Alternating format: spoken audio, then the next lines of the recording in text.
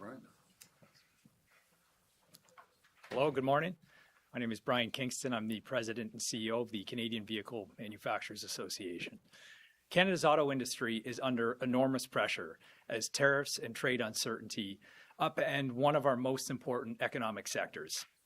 Auto's importance to Canada and Ontario specifically cannot be overstated. The industry directly employs more than 125,000 people in vehicle assembly, parts, research, and development. An additional 370,000 people are employed in the aftermarket services and dealership networks. With over 90% of Canadian production destined for the United States, there is no industry without U.S. access and North American integration. Diversification is not an option for automotive, as markets in Europe and Asia are better served by assembly plants in those regions. Canada's market alone is too small to justify large-scale manufacturing. The future of Canada's auto industry and the hundreds of thousands of jobs that it supports depends on securing our trade relationship with the United States. This means the removal of the Section 232 tariffs and the renewal of CUSMA, our trilateral trade agreement. Given these realities, the federal government's decision to open the Canadian market to Chinese EVs is deeply concerning. The Canada-China strategic partnership has the potential to undermine Canada's auto sector and presents risk to the future of our integrated North American automotive supply chain. As the Premier has outlined, it is critical that the federal government rectifies this situation by taking immediate action to bolster the competitiveness of the very companies that have been building cars and employing Canadians for over 100 years. Step one is repealing the costly and redundant EV sales mandate. Under the new Canada-China strategic partnership, Chinese manufacturers that do not build cars in Canada or employ Canadians will receive up to $980 million per year in compliance credits. These compliance credits will be paid for by the very companies that operate here, taking money that could be reinvested in Canada, in Ontario, and sending it to China. Step two is taking action to make Canada more competitive for auto. We must urgently lower the cost of investing in plants, machinery, and R&D to give Canada an edge over other jurisdictions. The future of Canada's auto industry hangs in the balance. The actions that we take now will determine whether or not we have an industry for 100 more years. Thank you.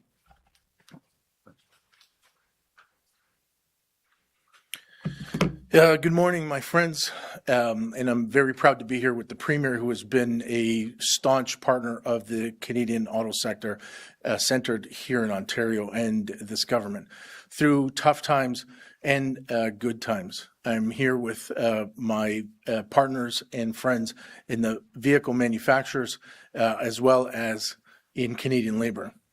What did we do last week with China? We gave tariff-free access to about 3% of the Canadian home market to importers who will not have to have any Canadian content in them, who do not have any Canadian content in them to date. That's raw materials, that's supplies, that's technology stacks in the vehicles.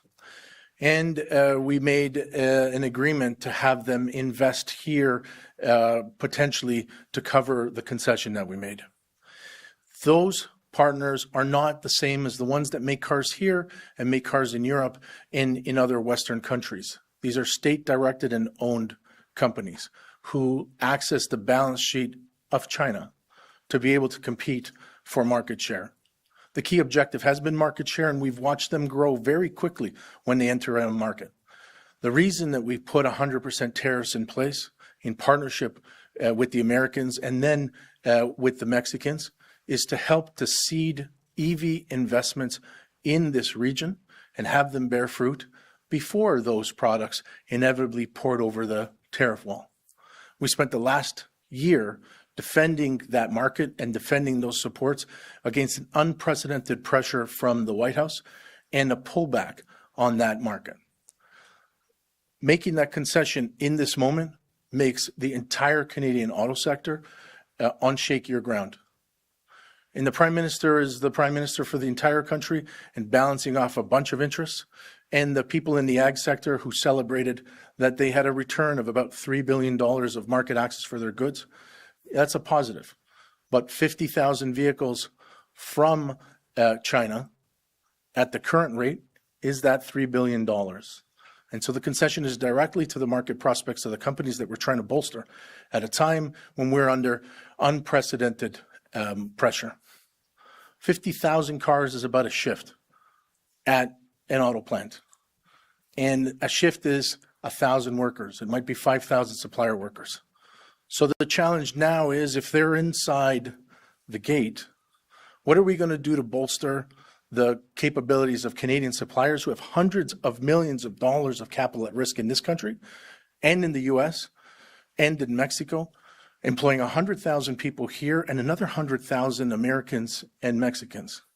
At a time when we're renegotiating the full access in the USMCA for cars without a tariff, we've got to manage that risk, not just from a practical sense, but from a political sense, from a president who doesn't see the world in the way that we see it.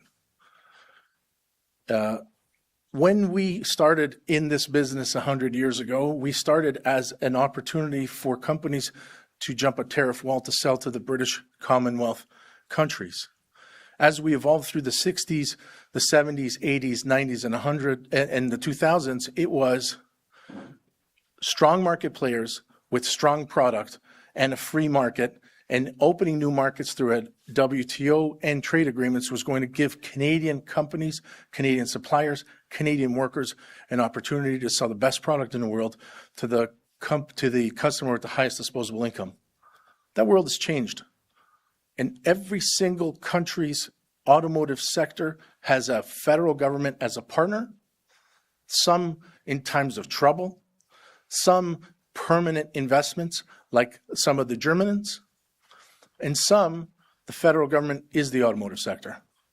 Our government, our industry, our workforce can't be naive to what we've just allowed in exchange for another consideration on the other side of Canada. And we've got to spend the next 3 years being really vigilant that the guardrails that we announced, we will enforce. And if they don't live up to joint venture investment, if they don't live up to caps, to the market that we've given away, then we should be confident enough to say thank you and good night. I'm here with partners in this fight for the benefit of Canadians who put food on the table, put kids in school, in jobs that do that comfortably. But those jobs don't exist comfortably in this new world, and I'm glad that we're working together. Next is the national president of Unifor, a prodigious Canadian who has been a very good partner in giving this message, sending this message around the world, but also right down to the shop floor, Lana Payne.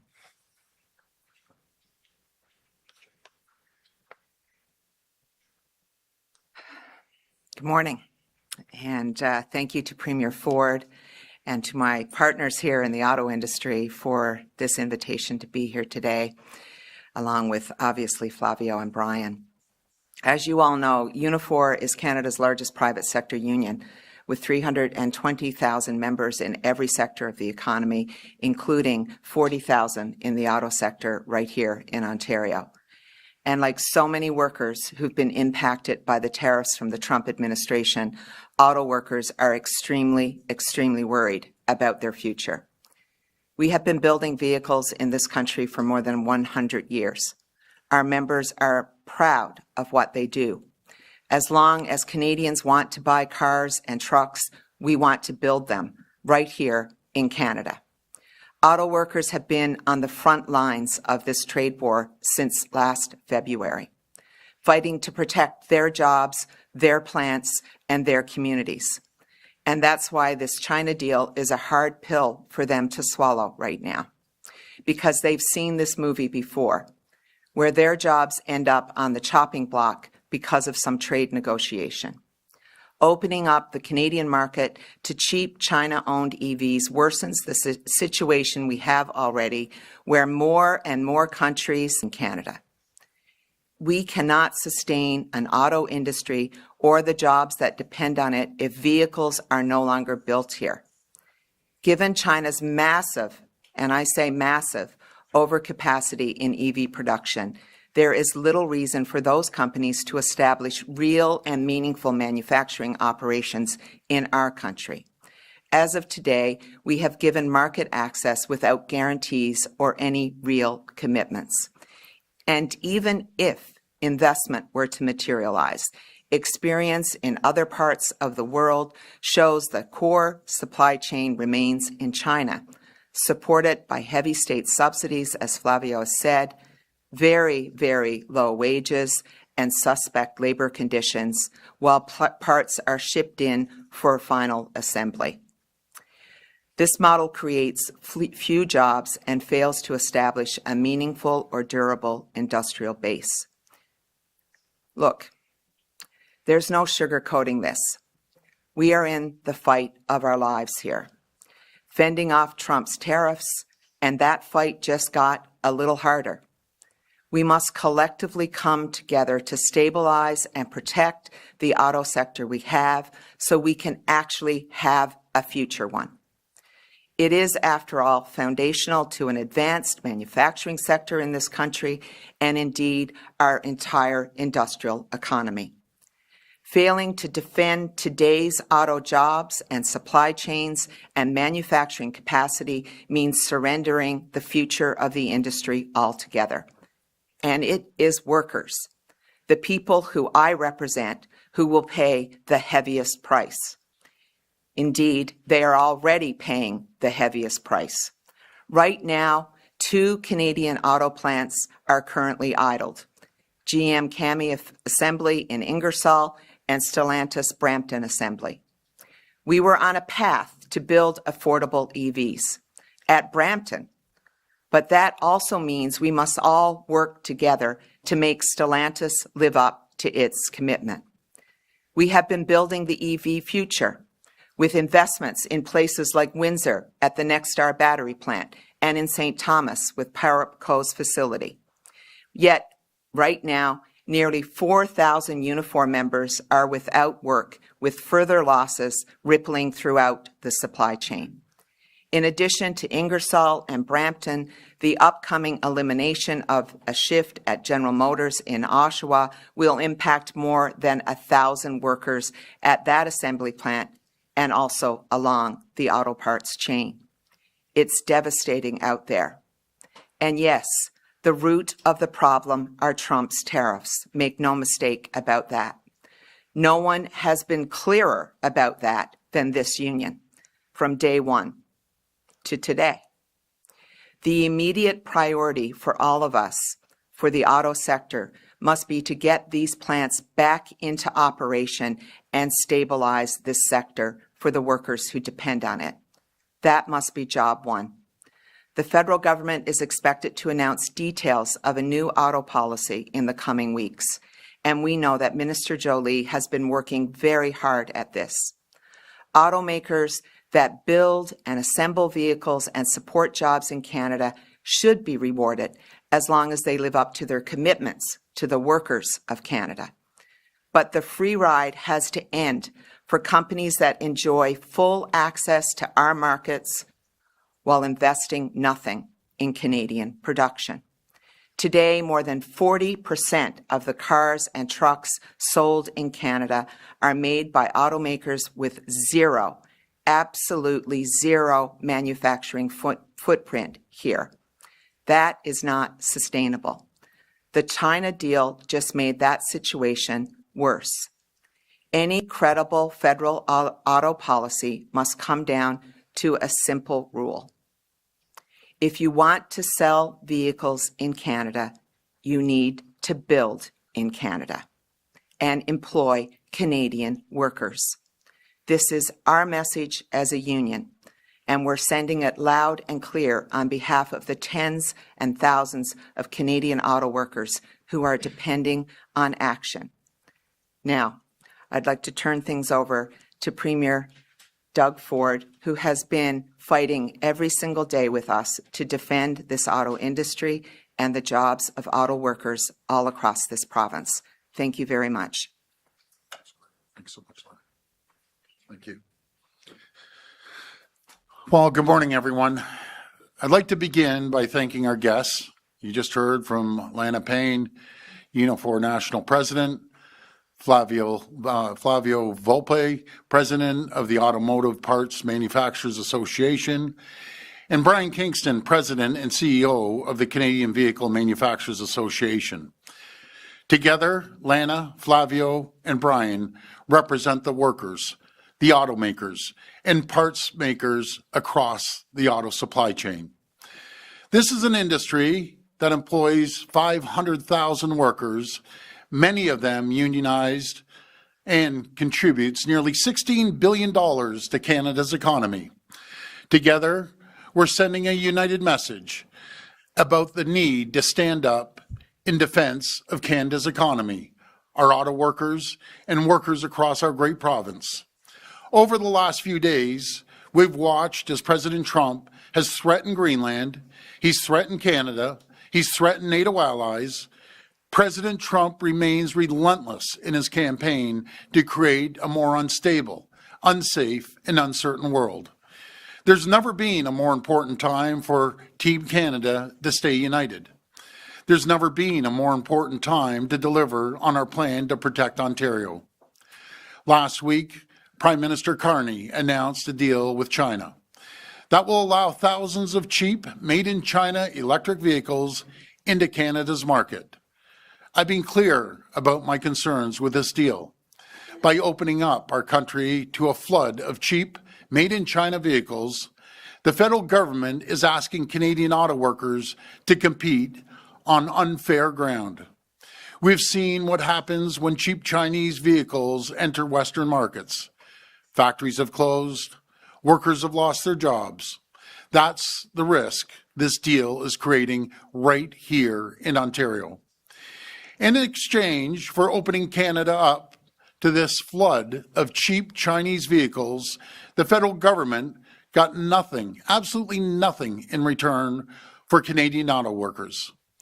And that's why we're here today.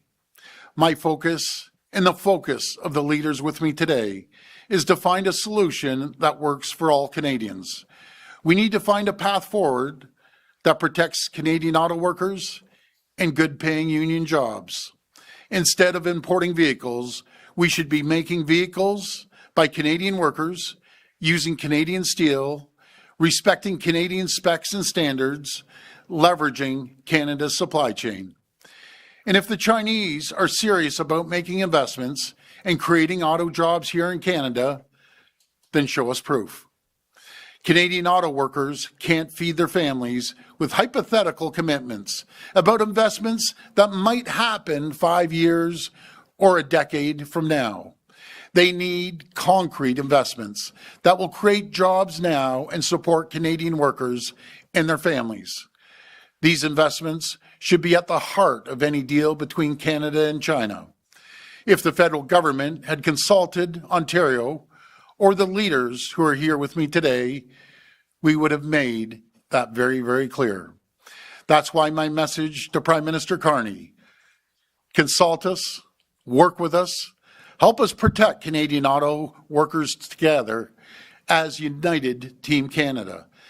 That starts with eliminating the federal electric vehicle mandate, which is only making our auto sector less competitive. We need to align Canada's regulations with key trading partners and scrap federal fees that make it more expensive to build and buy made-in-Ontario vehicles. Our auto sector is under attack. Hundreds of thousands of good-paying, unionized Canadian jobs are on the line. Let's come together. Let's support, defend, and fight for Canada's auto sector. Let's protect Canadian workers.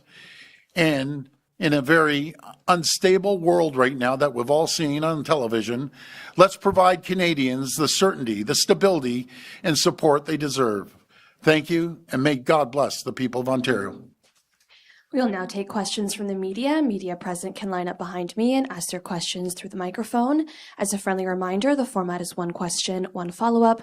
Please state your name and your outlet before your question. Premier Ford. Ford, Megan Fitzpatrick from CBC News. Did you have a chance to watch President Trump's speech this morning in Switzerland?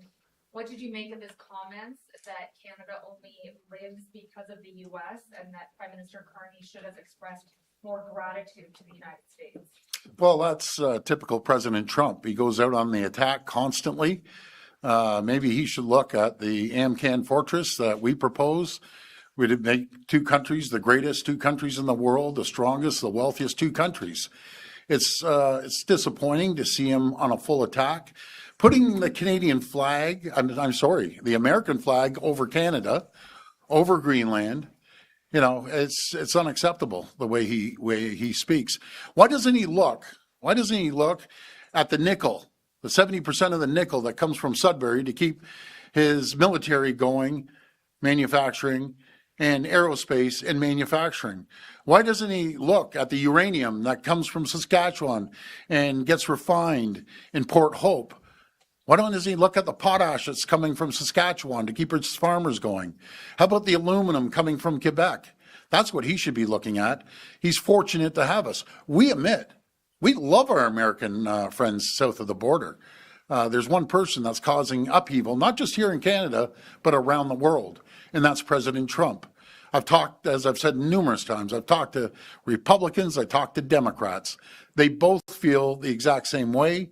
You don't attack your closest friend, your closest neighbor, and your number one customer in the world. Yes, they're our number one customer, but we're their number one customer. Just alone in Ontario, 9 million Americans wake up every morning, produce a product or a widget or a service for Ontario. So maybe someone should inform him a little more than what he's being informed right now. We're critical partners on many areas in supply chains. Premier Ford, Mark McAllister from City News. Just to follow up on that, you're very critical of Prime Minister Carney right now based on this deal with China. What did you make of his comments yesterday and his speech yesterday? He seemed to command the interest of the world in saying what he did yesterday, all the while you've been quite critical. Well, I wouldn't say I was critical of the Prime Minister. I was very, very disappointed, as my colleagues behind me are very disappointed not to get a phone call, not to get a text message, and cutting a deal. And God bless the people in Saskatchewan. I love them out west, out east, in the fisheries. But the three of us, we have to take care of Ontario here. That's my number one job, to protect the people of Ontario. Protect their jobs, protect communities, and that's what I'm going to continue to do. Alison Jones, Canadian Press. Just to follow up on that, you've been perhaps not critical, as you say, but disappointed in Prime Minister Carney's approach to Chinese EVs. Do you support his approach to global relations through the words that he used at Davos yesterday and the approach of sort of delivering this broadside to Trump? You know something? 100% supportive, because I've been saying it from day one, before Prime Minister Carney even got elected last year. I was out in front of the Canadian people saying we have to diversify our trade. We have to find new partners around the world, reliable partners, democratically elected governments. That's who we need to work with. And we need to, move that forward as quickly as possible. As for investments here in Canada, in particular in Ontario, we need to see action. We need to start moving quicker. We hear a lot of talk, but we need to see results. Talk is cheap. We want to see results. Hi, Premier Jeff Gray, Globe and Mail. Wanted just to ask you a little bit about that. We know you didn't get a heads up on the decision that the Prime Minister made with regard to China, but would it have been typical in your relationship with him to have, can you give examples of past decisions or announcements where you would have spoken in advance about something of that magnitude, something that impacted Ontario? Would you have had a conversation with him? Is that what you would have expected? Well, we had a great relationship, and I hope we still have a great relationship. But when you don't inform someone in their number one sector that you're going to cut a deal that could, as Flavio said, would cost one full shift, where are those 50,000 jobs coming from? It's going to come from one of our assembly plants. It's just being respectful before we do anything. And if it has anything to do with the federal government, we consult, we speak to them. But just all of a sudden to get a 2-hour notice phone call that they're going out to release something, and my friends behind me, the same thing happened to them. They got the last minute call, oh, I'm sorry, the deal is done, and this is what's happening. Unacceptable. Could we hear that from one of them? Sure, absolutely. Whoever wants to speak. Go ahead. Yeah, I think that the challenge here, obviously, and by the way, we represent seafood workers in Eastern Canada, so they definitely needed relief. None of this is easy in terms of how you reach a deal with a mammoth like China. But the reality is, were there not other things that we could have been doing here to make sure that we weren't doing this in terms of what has happened around the vehicle side of things? We have been clear to the government of our position on this. We've made numerous submissions. We've been clear before they went to China that, we needed to make sure that we were protecting the auto industry in any discussions over there. And of course, all of you were reporting out before the Prime Minister went to China regarding the fact of what was on the table. I mean, everyone in the world was aware of this. The point being is that we need to go into these negotiations and make sure that we are putting our best foot forward, protecting everyone that we can, but not getting caught into this situation where we're trading off one part of the country for the other, one sector for the other. If we're going to have a true Team Canada approach here, we have to be able to bring people to that conversation ahead of time. Maybe there are ways that we can, yes, influence, but maybe there's also another deal that can be had when people who understand the industry are actually providing that input. If I could carry on, I would say to you one very important thing about the Prime Minister's speech last night. There were many important things. But his call to action by middle powers in the world to come together and form an alliance to be able to, in some way, push back around what we are seeing from the United States right now, I believe is critically important. That is what we needed to see last year when the U.S. first launched its trade war against Canada and the world. We needed to see a coalition of the willing coming together to be able to form a fortress to be able to push back. And hopefully we are in a place where that can happen now, which can change some of the conditions of what we're seeing in terms of trade negotiations with the United States. I would also add that the cake is baking in the United States right now. Their economy is suffering, particularly their manufacturing part of their economy. The very thing that Donald Trump said that he was going to make better is actually worse because of these tariffs. Tariffs on aluminum, on steel, on the auto sector are all impacting workers in the United States right now too. So the conditions that he is dealing with in the United States are starting to change in this moment. Like many of you and like our Prime Minister, I'm very concerned about the condition that we find ourselves in the world. But that doesn't mean that we take our eye off what we have to do here in Canada, which is we have to support Canadian workers through this. We have to make sure that we have strong industrial policy that does support Canadian workers, and that's where we need to keep our focus. And we have to be aware that trading off one sector for the other in Canada is going to leave at least one sector very unhappy, and in this case, a very big sector that contributes a lot to the Canadian economy. So, just a quick follow-up for the Premier. Premier, the Globe's reporting today that GFL is moving its head office to the United States. Did the CEO contact you? Do you have concerns about that move? He did contact me. He's not moving the head office down to the U.S. He's moving, opening an office, I should say, and they're still going to be employing thousands and thousands of people here. They're a global company. Premier Tina with City News. The parents of a 7-year-old who died in December here at Queen's Park today, their son Max was nonverbal with autism and couldn't attend school full-time because there weren't enough supports. Families have raised this issue for years. Why hasn't your government ensured students with special education needs can attend school full-time? Well, actually, let me just go back to the Liberal government when they were in power, and it was in the first month that I was in office that the whole system had no money. They didn't have anything. They weren't investing. It was approximately about $200 million. We've increased funding to $700 million to families. It's going to be, as I always say, it's continuous improvement, but we're funding more than any government in the history of our province, and we're going to continue to fund it. But Premier, your government has been in power for 8 years. Educational assistants are still in short supply right across Ontario. Will you direct your education minister to make hiring and retaining EAs a priority this year?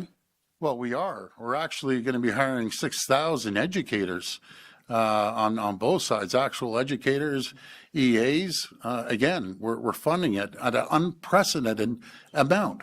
We're looking at making sure that we have enough teachers. We're looking at Teachers College, dropping it from 2 years down to 1 year, and we're trying to push it for September to attract more people into the education system. You know, I want to thank our teachers, our educators, our EAs. It's a very, very tough job, and we are hiring more educators. Morning, Premier. Rob Ferguson, Toronto Star. Hi, Rob. Just wondering, the concerns you all raised this morning, we've been aware of them since, I guess, at least last Friday, when it looked like this deal was happening. Other than your initial conversation, which I think you said was with Dominic LeBlanc was the one who called you, have you or anyone else up here had any communications with the federal government on this to give you feedback on what you're saying? Well, I'll speak for myself. I've talked to Melanie Joly a few times, as of this morning as well. But as far as I know, none of us have talked to the Prime Minister. Okay. Are you getting it? What did you hear from her? Well, I guess she was concerned, in my opinion, that we're coming out here to do a press conference. You know, where was the phone call from the Prime Minister? It takes about 3 seconds to make a phone call or a text message. None of us received anything. So we're going to sit down. She'll come by on Monday, and we'll have a conversation on how the federal government plans to support our workers. This is all about our workers. This is all about the 500,000 families that are relying on the auto sector to put food on their table, to pay the rent, to pay a mortgage. That's what we're focused on. All right. And what do you make of the fact that it sounds like you haven't had any kind of a meaningful, engaging response yet? Despite it being almost a week. So what do you make of that? You know something, I'm focused on the workers. I'm going to make it very clear when I'm in Ottawa to visit the Prime Minister with the rest of the premiers. And I think everyone knows I won't be holding back. But I do look forward to going to Ottawa on Wednesday and having a little chat with them. Hi, Jessica from the Trillium. And this question is to anybody who'd like to answer it, including the Premier. Do you believe the Prime Minister has given up on an integrated Canada-US auto industry? And if so, is that reasonable given what President Trump has said and done? Well, I hope he hasn't, and I haven't talked to him about it, but I truly believe they want to support the sector. That's my opinion. Did they go upon this deal in the wrong way? 1,000%. You can't just make deals and not consult with the 4 people standing here that, work with the auto sector, work with the people on the floor. You know, Lana goes around plants, and I know Brian does and Flavio does, talking to the frontline people. It gives them uncertainty. It gives them uncertainty as simple as saving enough money to maybe buy a home. Now they're concerned. So we'll do everything we can to support the auto sector. Would anyone Anytime if anyone wants to jump in, Flavio. We didn't agree that doing a deal with access for Chinese vehicles without a tariff was a good part of the overall automotive strategy. But we're in close talks with the federal government, led by Melanie Joly, on what a renewed automotive strategy looks like in this new world, where we're not sure we're going to get tariff-free access return to the U.S. and what's possible for automotive manufacture and exports from this country. Like Lana said, and like Brian says all the time, the oceans eat up the profit margins on export.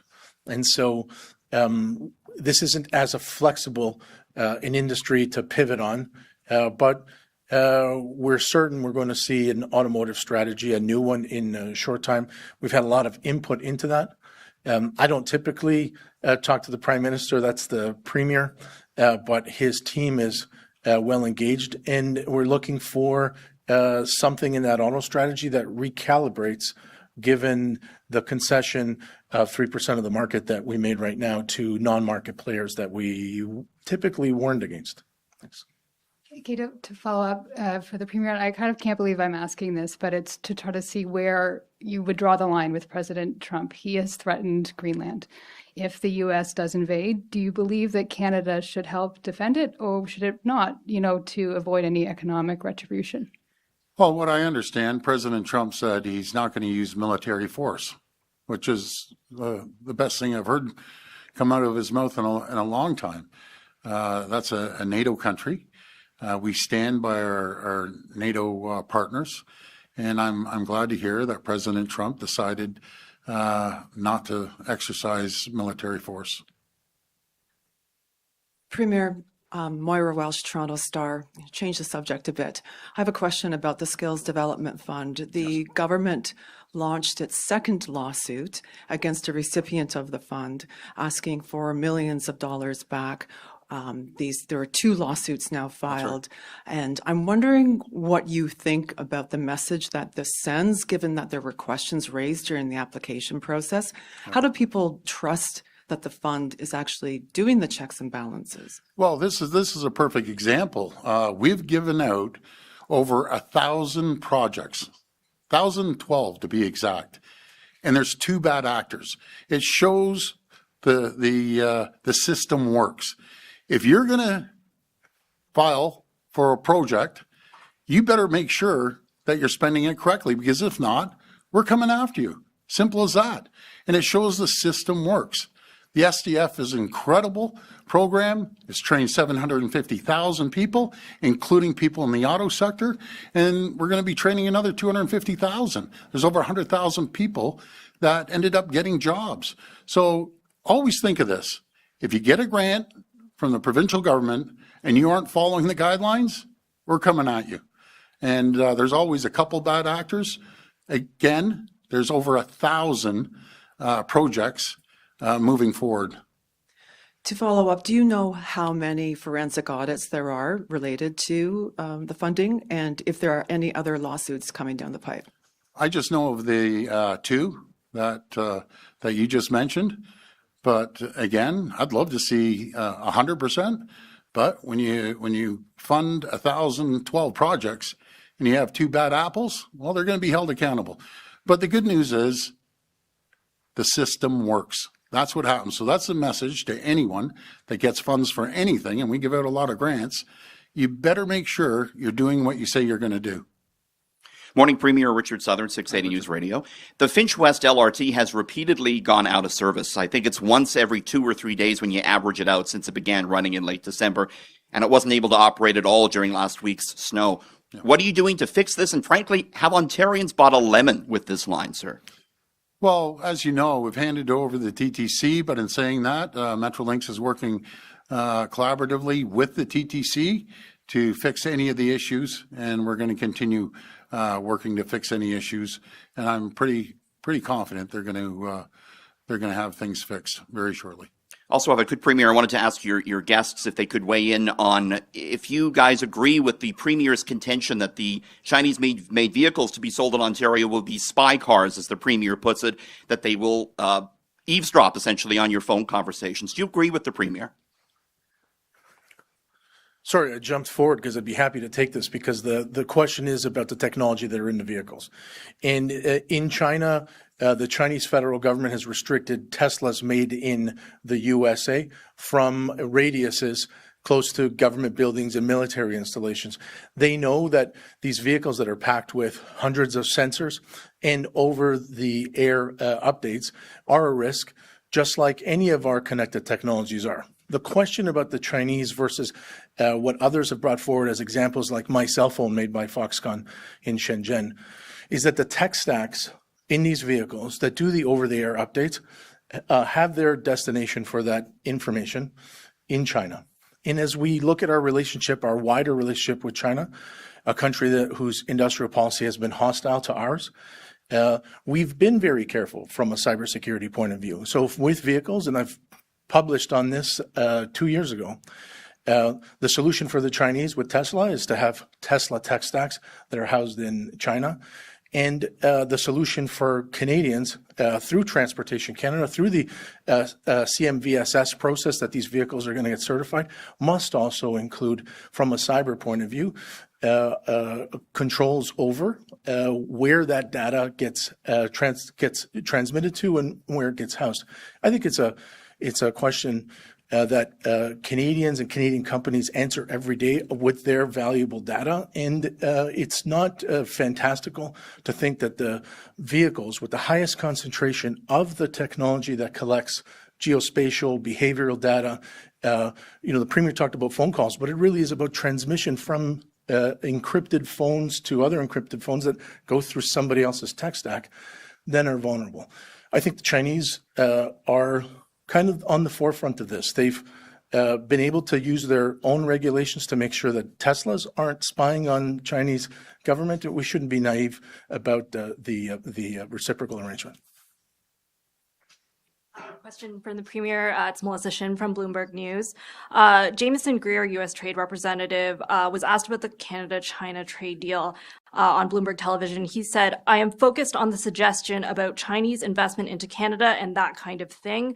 I'm not sure that's healthy for the North American relationship, so we'll be looking at that." What's your reaction to those remarks?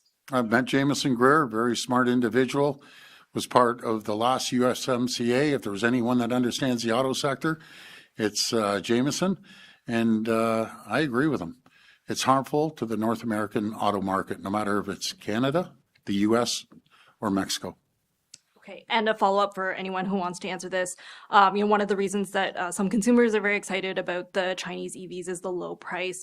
What can the Canadian auto industry do to improve affordability for Canadian-made electric cars? Well, first of all, get rid of the emissions mandate. Make sure that the federal government is supporting and funding technology and supporting our auto workers.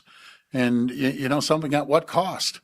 Maybe a few people might buy them, and I discourage anyone from buying a Chinese vehicle. But if they decide to do that, at what cost? Is it at the cost of your neighbor down the street that's working in the auto sector that he's not going to have or she's not going to have a job?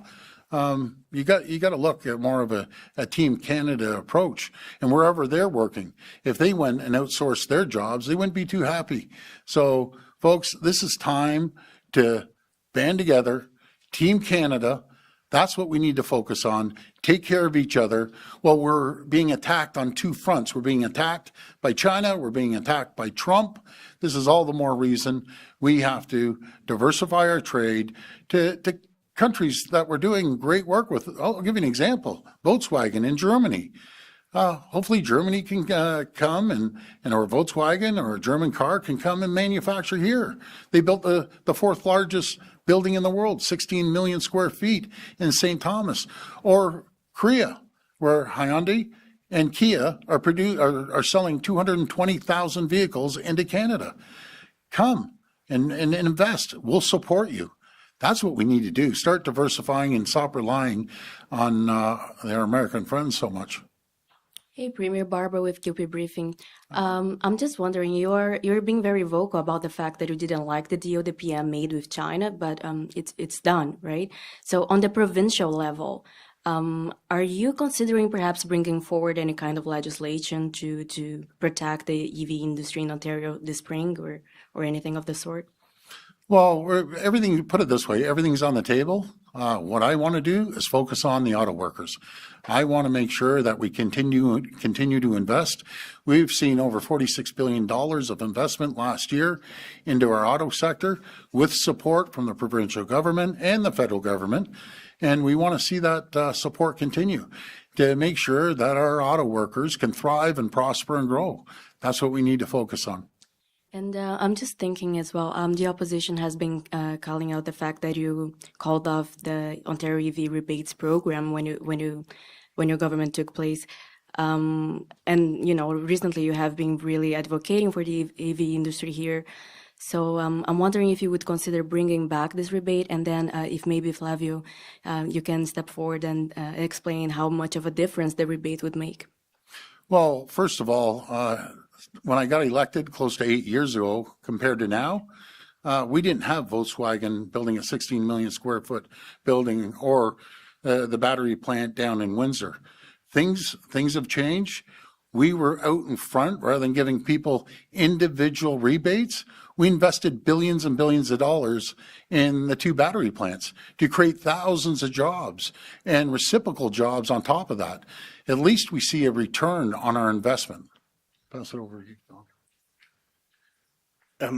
you. Some of you may know me from a former role where I worked at Queen's Park at Economic Development. When we came up with the EV rebates, the idea then was to kind of get the EV adoption off the mat. We learned in that process that we were giving $14,000 to millionaires who were buying Porsche 918 Spyders and buying $130,000 Teslas.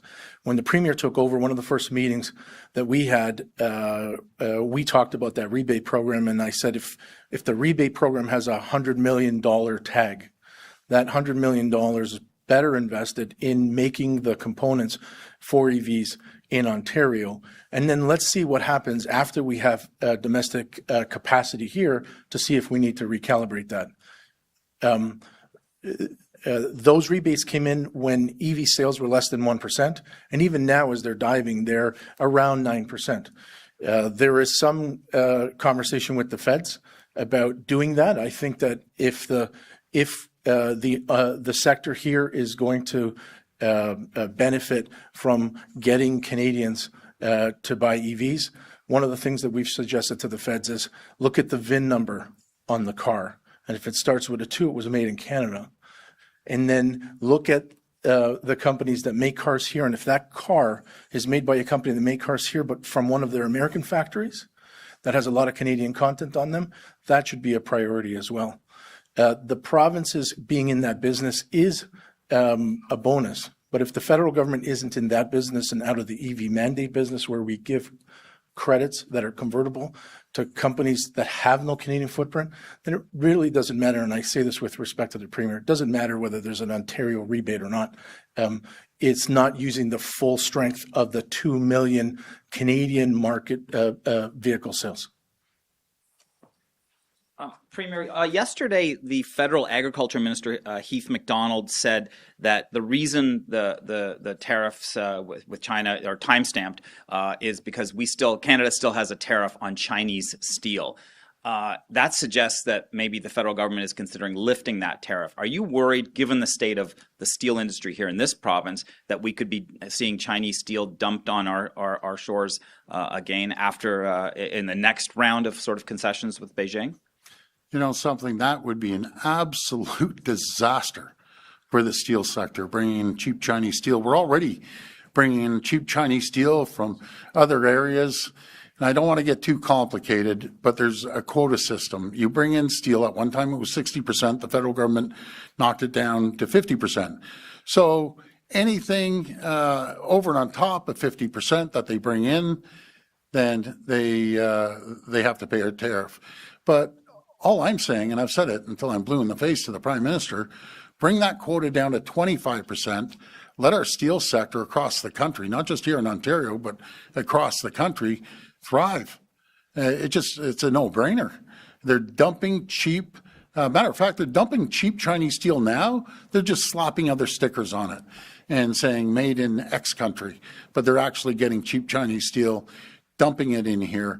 And we've passed legislation that all the municipalities and the province have to use, first, Ontario products, building materials, secondly, Canadian building products, and then if they can't find either across the country, then they have the option to go out to other countries. But they should not be moving forward with free tariffs for Chinese steel. You might as well, my goodness, it'd be a disaster. And back on EVs, Premier, is it your sense, given that the Carney government already put a pause on the previous Trudeau government's EV mandate for, the 20% and going up to 60% in 2030, and then eventually 100% of new cars would have to be EVs. Is it your sense that that's a concession that you will win from Melanie Joly next week? That the federal government already looks like they're leaning in the direction that you have been calling for them to lean to for quite some time. Well, thanks for that question. It's not about me winning or losing. It's about the auto sector winning, and my three colleagues will tell you very clearly, when they plan a vehicle, it's 4 years out. And you can't have uncertainty. You have to have certainty. Get rid of the EV mandate. Let the market dictate rather than the government always dictating. That's the best way to do business in any single sector. Hi, Premier Josh Freeman with CP24. Hi. I'm just wondering, if you do have to live with this deal, what options does your government have to respond? Essentially, what can you do? Well, we're going to, first of all, sit down next Wednesday face-to-face with the Prime Minister and the other premiers. I want to find out what is the big auto deal that they have here for Ontario to protect auto workers. This is all about protecting our workers.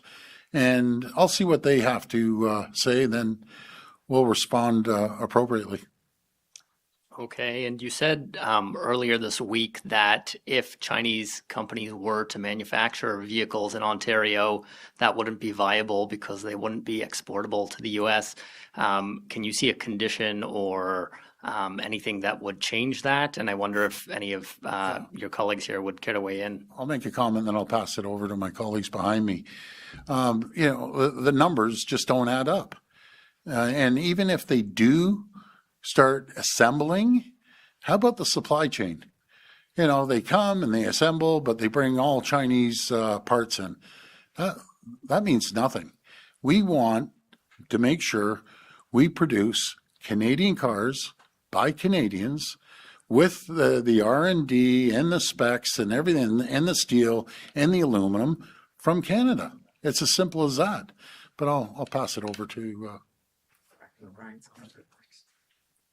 Thank you. The idea that a Chinese company would come to Canada, come to Ontario, invest and build vehicles is fundamentally false for the simple reason that I outlined at the outset. We have an industry because since the 1960s in the Auto Pact, we created an integrated North American market so manufacturers can sell into a market that buys about 20 million vehicles a year.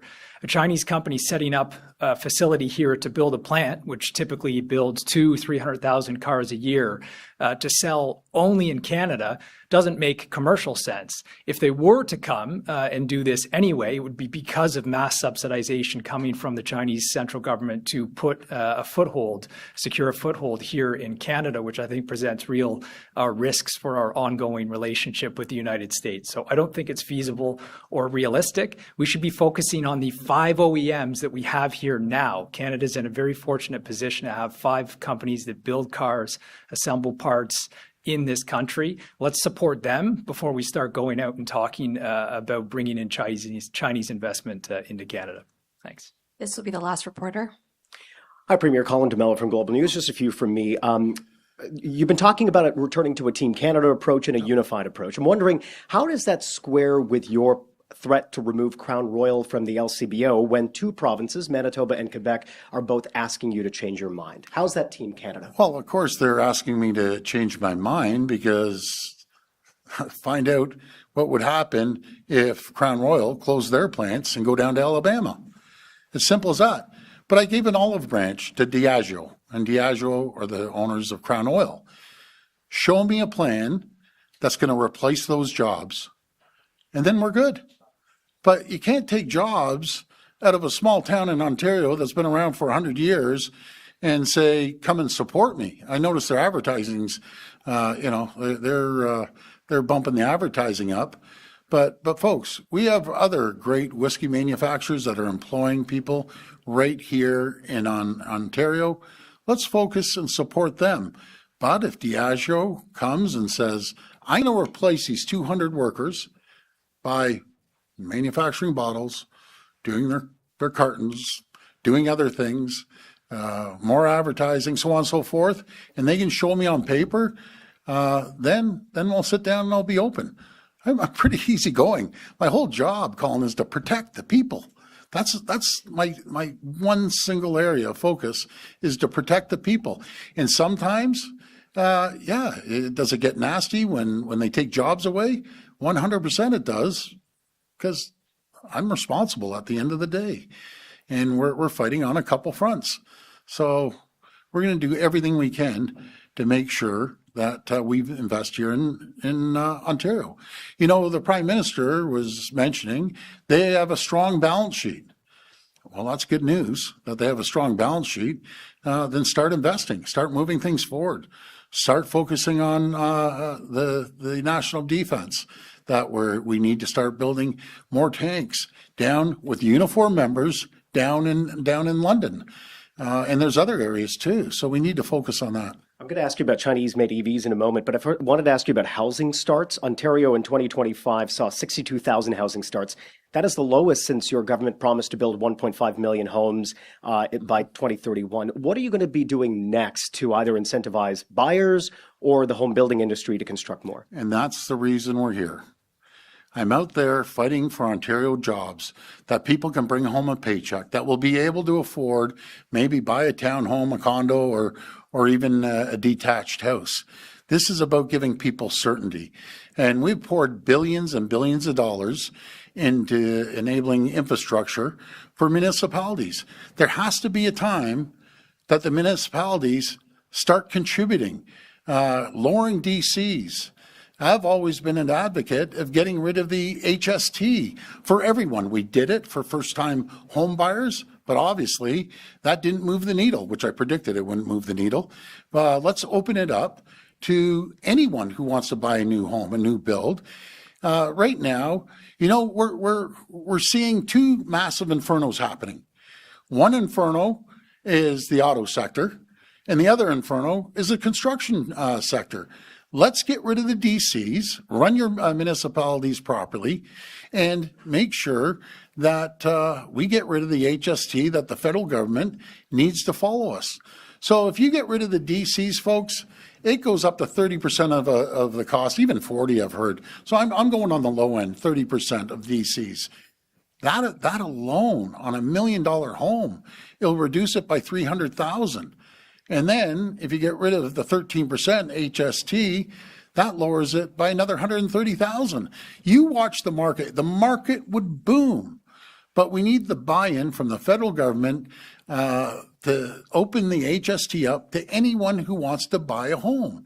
I have mentioned this to the Prime Minister. You know, well, there might be a loss in revenue. Well, let me tell you the loss of revenue. 0 plus 0 equals 0. We have unemployed construction workers that need to start building homes. But if you don't create the environment and the certainty to the public, it's not going to happen. And just finally on Chinese-made EVs, a moment ago you said you're discouraging Canadians from buying one of the 49,000. Are you officially asking Canadians, Ontarians, to boycott any of the 49,000 Chinese-made EVs that come to Canada? That is exactly what I'm saying, Colin.